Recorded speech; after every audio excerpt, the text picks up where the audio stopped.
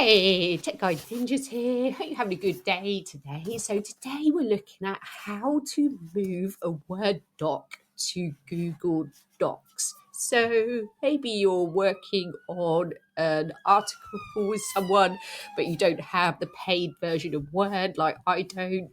You can upload it to Google Docs and edit it quite easily. So I'm going to show you how to do that. So from your Google Docs account, you're going to click on the little dots at the top. Then you're going to click on Google Drive.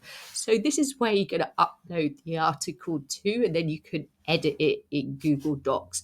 So click on the plus icon, New, and File Upload, and find the Word doc that you want to work on. And I'm going to upload this one for the tutorial. So I'm going to click on it, click Open.